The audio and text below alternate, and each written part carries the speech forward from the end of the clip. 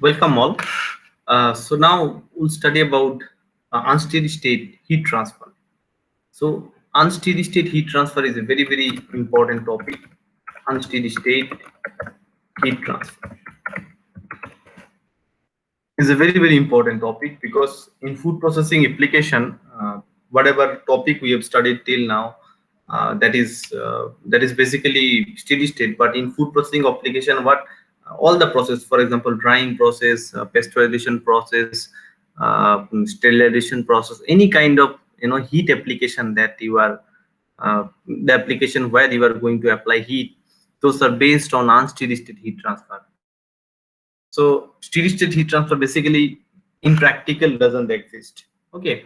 So what is the difference between unsteady state and steady state heat transfer? First of all, so steady state heat transfer means steady state heat transfer. Steady state heat transfer, and we have another unsteady state. Unsteady state heat transfer. Heat transfer. So in practical, you will always observe unsteady state heat transfer. So what is the difference between these two? So the difference is very simple. If the change in temperature,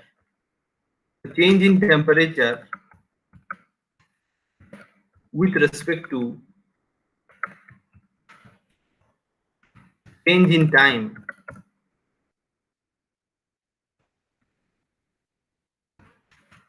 is zero.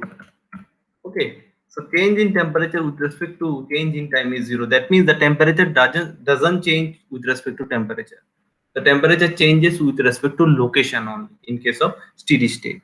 So in short form, we can write so in case of steady state, the change in temperatures, that is dt divided by dt equal to zero. So change in temperature with respect to change in time is zero. Okay, so that means if we are discussing about steady state heat transfer, the temperature of the body doesn't change with respect to time. Okay, the change in temperature with respect to change in time is always zero. It is always constant. Okay, the temperature will definitely change, but change in temperature.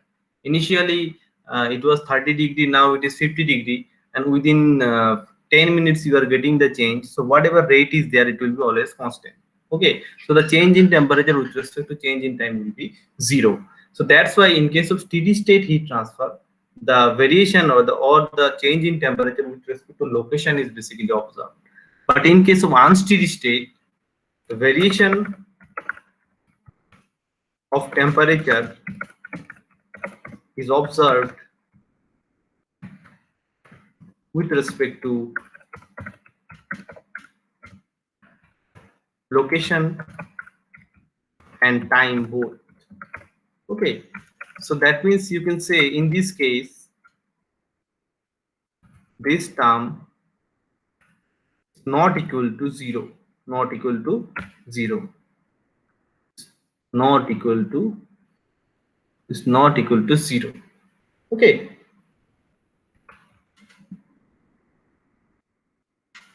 not equal to zero.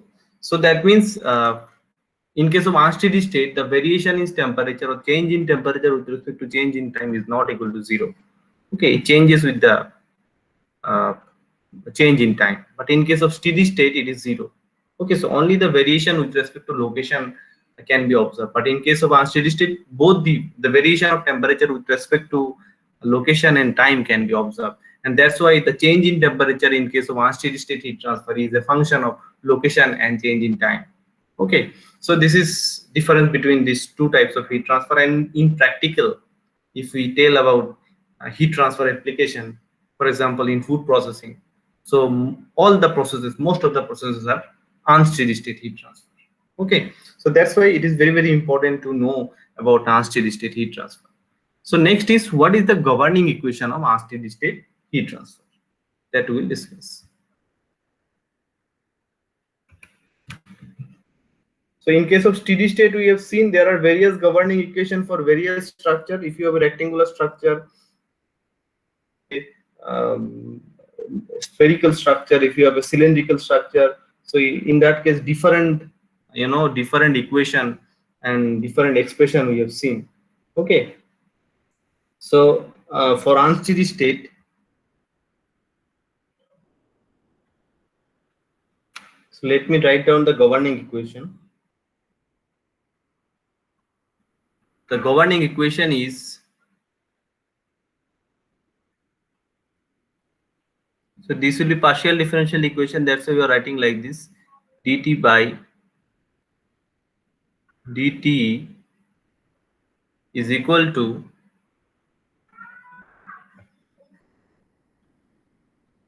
k by rho Cp, k by rho Cp, which is also known as thermal diffusivity, okay, or alpha you can say. So this term, instead of k by rho Cp, you can write down alpha also, r to the power n, r to the power n, then d by dr,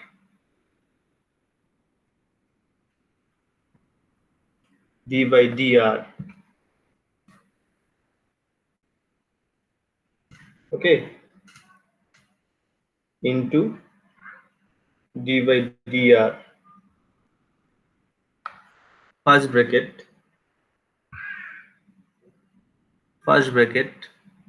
r to the power n, then dt by dr,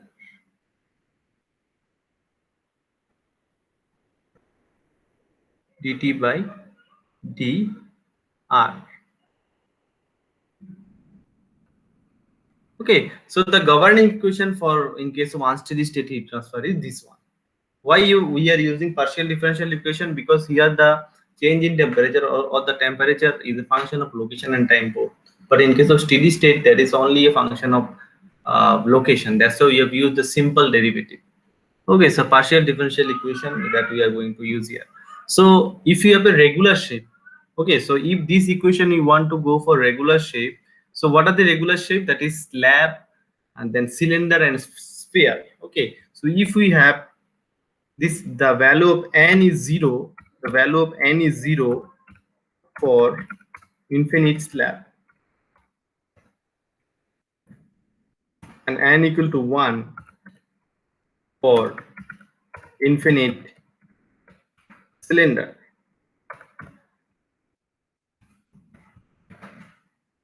and n equal to 2 for infinite sphere,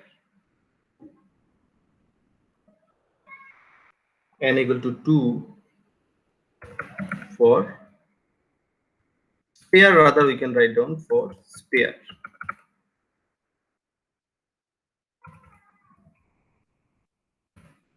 For cylinder, okay, and then this is for slab.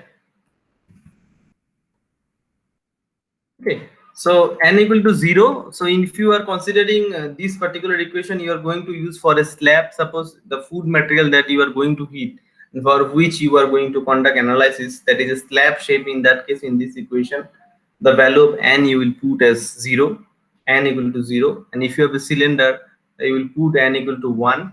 And if you have a sphere, you will put n equal to 2. You will put n equal to 2. Okay. So we can see it. So in case of cylinder, suppose you have a cylinder material like this. If you have a cylinder material like this, so in case of cylinder, we basically consider it as a, suppose this is a cylinder, cross section of the cylinder.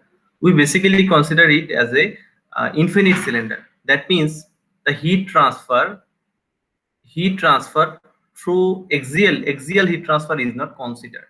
When we are solving this equation, we always consider that it is a infinite cylinder. That means through axial heat transfer through the axis, in this way, through the axis there is no heat transfer. There is no heat transfer.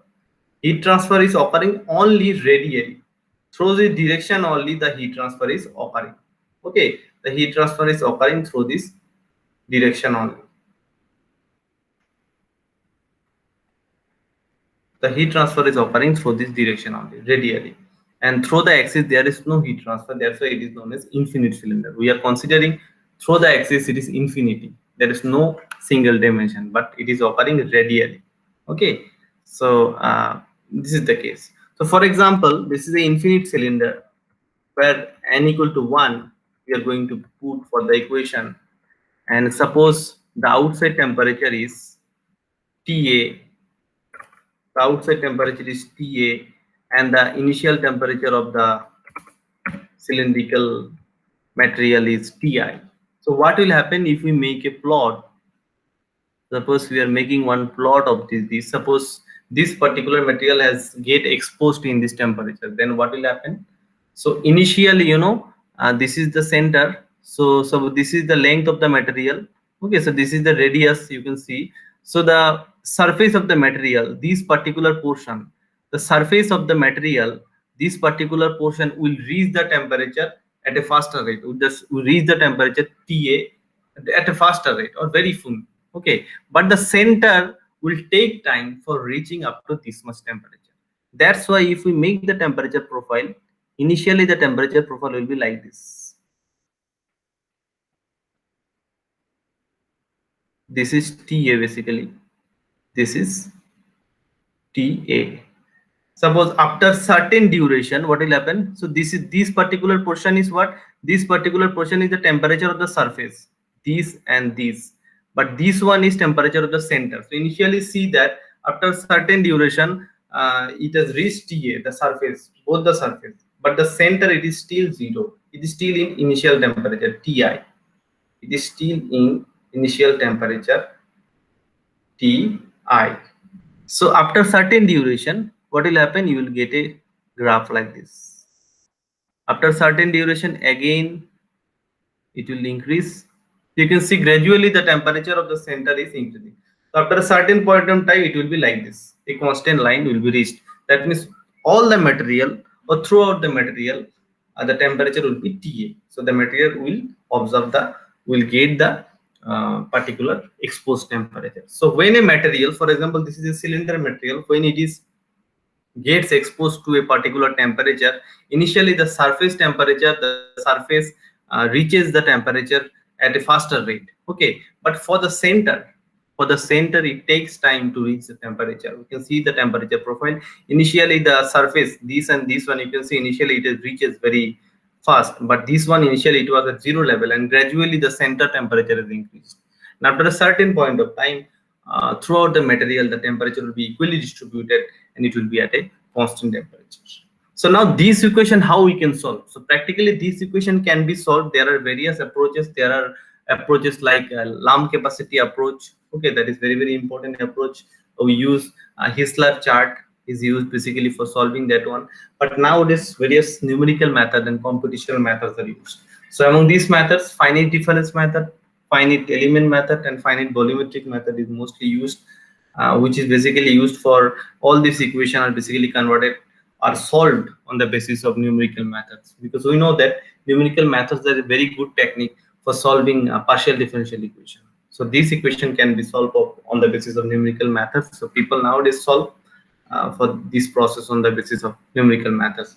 But initially, some of the people till now also for solving this equation, some people use Lamb capacity approach. So this is a very important approach that we should know. Okay, so now we'll see about Lamb capacity approach. What is Lamb capacity approach? So for solving the equation that we have shown right now, first of all, we need to know the condition of the Biot number. So solving this equation, the partial differential equation of unsteady state heat transfer, first of all, we need to know about Biot number. So what is Biot number? We need to know, first of all, for solving the governing equation in case of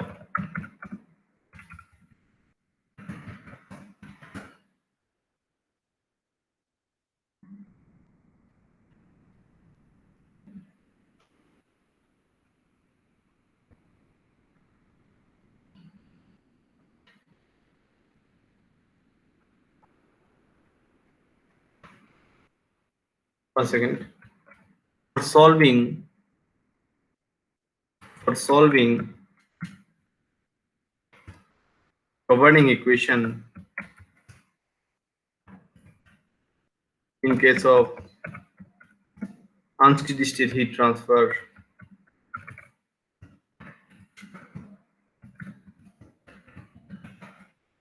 first of all, we need to know Biot number. On the basis of this Biot number, we'll select what kind of approach you are going to apply, because when heat is supplied to a particular material, so two types of resistance are basically faced. One is internal resistance and external resistance. For example, this is a, suppose this is orange, and through the orange, you are applying heat, we are applying steam, around the orange, and ultimately the blanching operation is carried out. So in this there are two types of resistance. One is this internal part, internal resistance, or you can write down IR, a resistance inside the material, internal resistance. Okay, another is external resistance, that is resistance on the surface of the material, So two types of resistance are basically there when heat transfer occurs. So in case of, because unsteady state heat transfer occurs practically, so that's why first of all we need to know which resistance need to be considered, whether we are going to consider both the resistance, whether we are going to consider only internal resistance, whether we are going to consider only external resistance for solving this equation. So that we need to know. So for knowing this, Biot number is one of the good option. So what is Biot number? Biot number is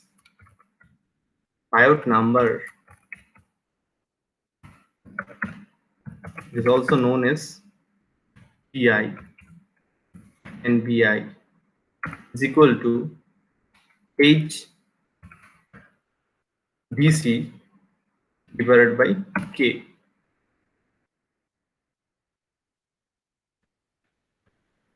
Okay, so we can put it like this.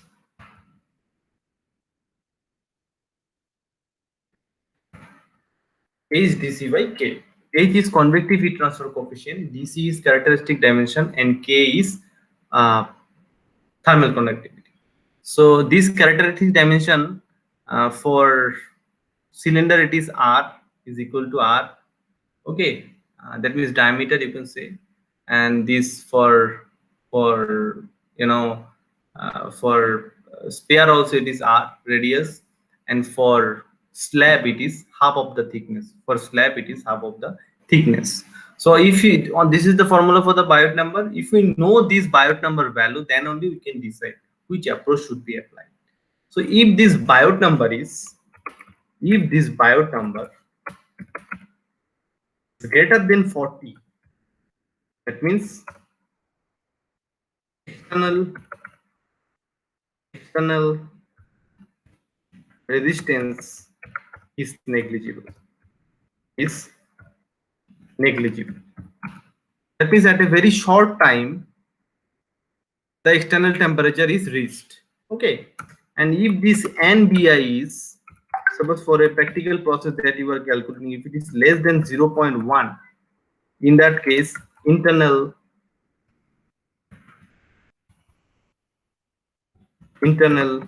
resistance is negligible. And if it is in between, if this Biot number is in between 0.1 to 40, in that case both the resistance will be considered.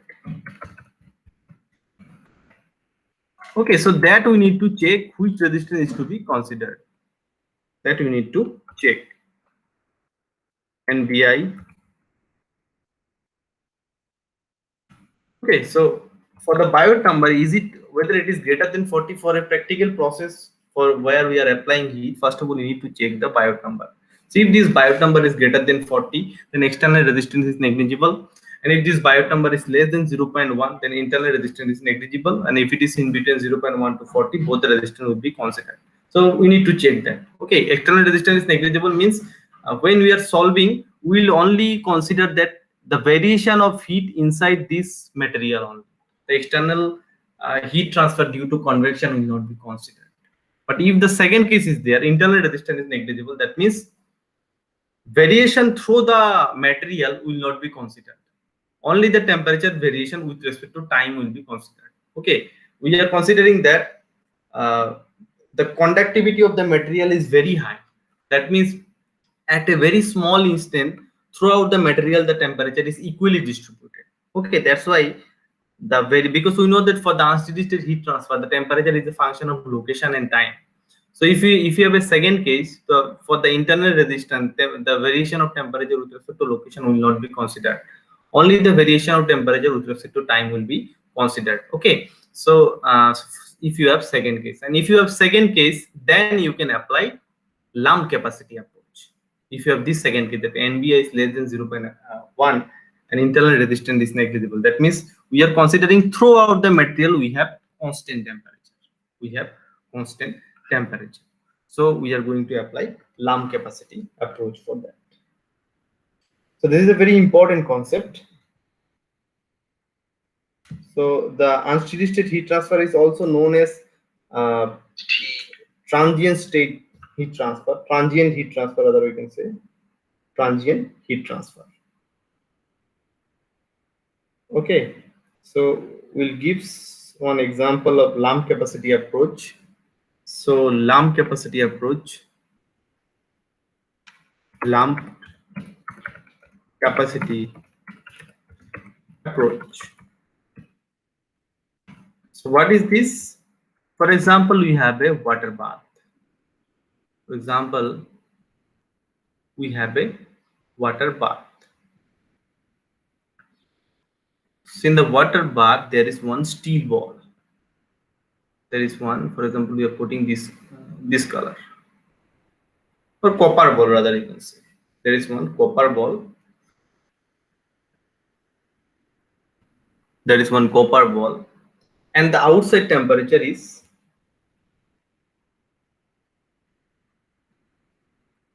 outside temperature is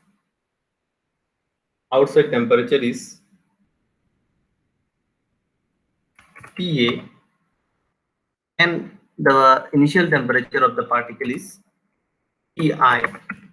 So we have seen that for this particular experiment, we are using copper for this. For this particular experiment, NBI is Biot number is less than 0.1.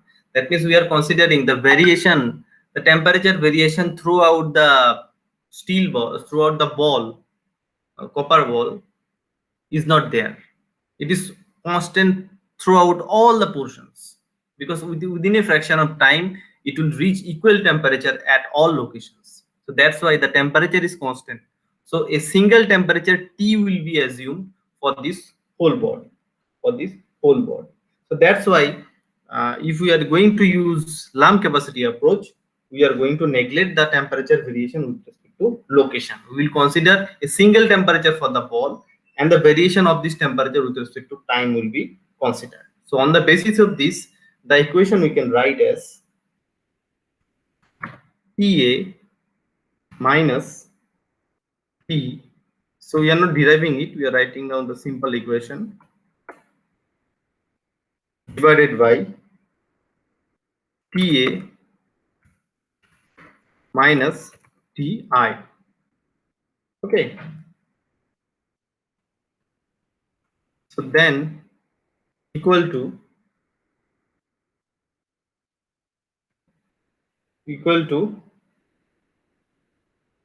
exponential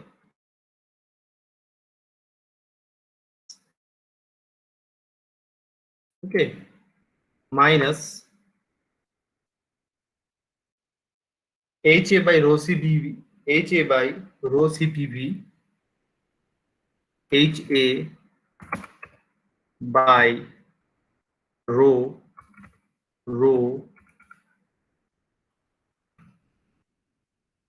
CP into V. Okay. and then into T, and then into T. Will be into T.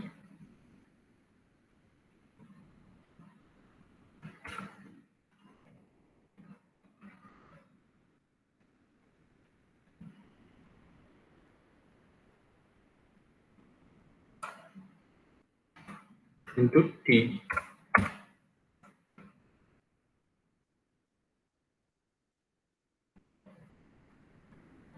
So this is the expression. So this particular expression here, TA is temperature of the bath, Ti is initial temperature of the material, and T is the temperature. Okay, at any time. Okay, so and this H is convective heat transfer coefficient, A is area of this material, and rho is density of the material, Cp is specific heat, V is volume, and T is variation with temperature. So this particular equation we are going to use, and this term Ta minus T divided by Ta minus Ti, Ta minus Ti is known as temperature factor. Is known as temperature factor.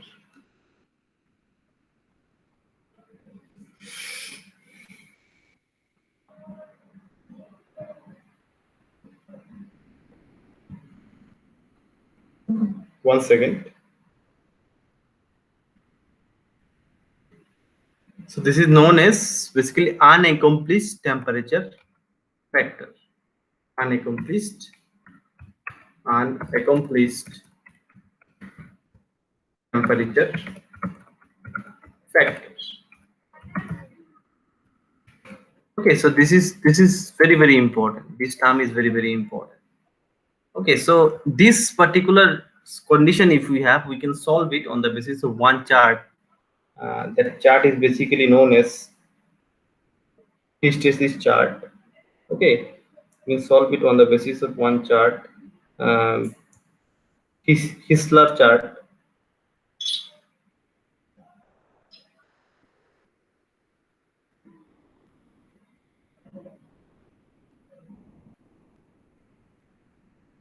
So we are going to solve it. How to solve it?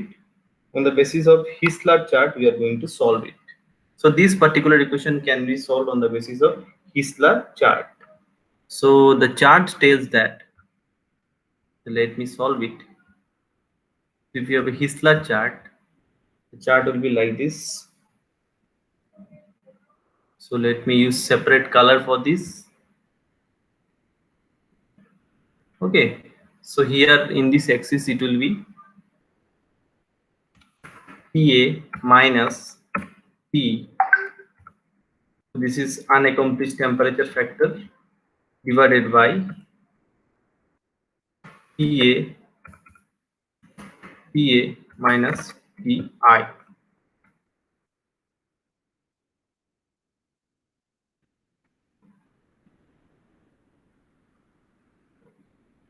Okay, so these we know, and in the y-axis there will be Fourier number.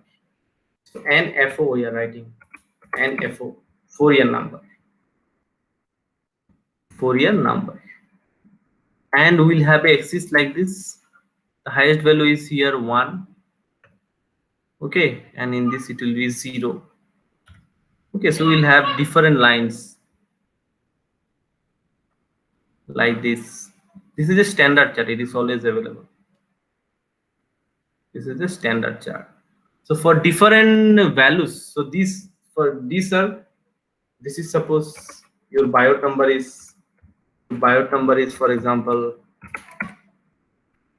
1, okay, and then your biot number is like this one is for 100, for example is 100. Okay, so in this, for different biot number, these particular lines are available. That is for different shape. Fourier number, and in the y-axis there will be this Ta by T, that is unaccomplished temperature factor. And on the basis of biot number, we'll have this particular graph. So this is known as Hissler So on the basis of this Hessler chart, this particular equation based as derived on the basis of Lamb capacity, you can do it for different shapes, can be obtained. Okay, so if you have a Fourier number, suppose for a particular situation you have decided Fourier number and you know the Biot number, so you know that, for example, for a particular situation you have obtained your Fourier number is for example this one. Okay, Fourier number you can calculate. Fourier number you can calculate. You know the Fourier number is this one, and your Biot number is this one. Okay, so how can you solve? How can you solve? Suppose this one. Okay, so your Fourier number is here. Your Fourier number is here. So you'll go to here in the chart and make a line like this. So you will obtain the value here. So if you obtain this value, so you know that Ta by T divided by Ta by Ti equal to this one. So suppose this value equal to A value that you can obtain from the chart. Okay, so now you can solve it, that for your condition Ta by T, okay, uh, divided by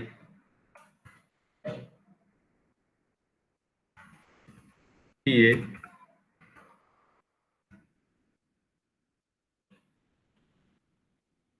by Ti equal to A value. Okay, so in this equation, you know the value of Ta, you know the value of Ti, and A value you have obtained from this chart, so you can easily calculate the value of T. In this way, this Hessler chart can be utilized for calculating or for determining the temperature when you are going to use the Lamb capacity approach. Okay, this is one of the very useful approach for different value that we can obtain. So what is Fourier number for this? So Fourier number is basically NF0 is equal to alpha T. Alpha is what? Thermal diffusivity. We are writing like this. Alpha T. Let me write it like this. By this one.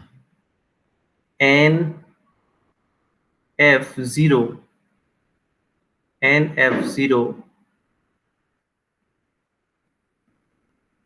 is equal to what? This will be alpha, that is thermal diffusivity, alpha T into dc square. Alpha T into dc square. So here alpha is thermal diffusivity, T is time, and dc is characteristic dimension. Okay, so that means for different time, so you are going to consider the second condition because you have seen that your Biot number is less than 0.1.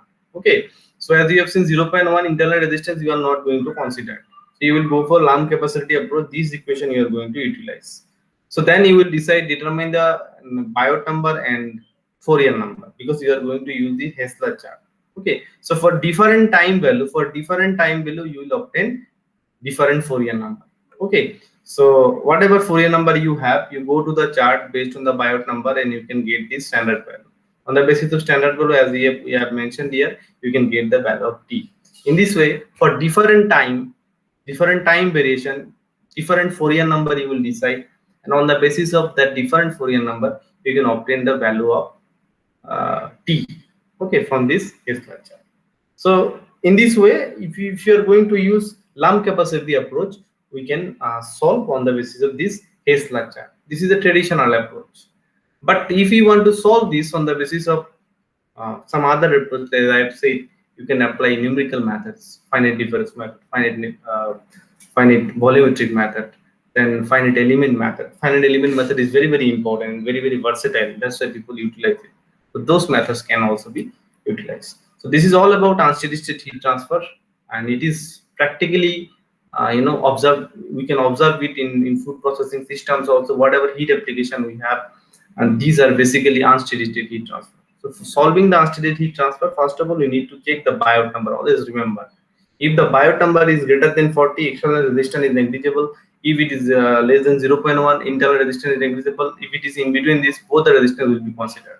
Based on that, we are going to take decision which resistance we are going to take, and on the basis, because why it is important, most of the times when you suppose this particular sample, there is the orange sample, we are going to blanch it. So what is the temperature distribution throughout the material? It is always important to know, because whether uniform temperature distribution or uniform heat has been transferred throughout the material or not, that should be known. If we know that value, then only we can control the quality. So that's why this unsteady state heat transfer approach is applied, and this basically involves governing equation based on partial differential equation, which is very difficult to solve. Either we can apply Lamb capacity approach, and on the basis of His-Clarke chart we can solve, or we can go for numerical methods. Okay, so this is all about this. Thank you everyone.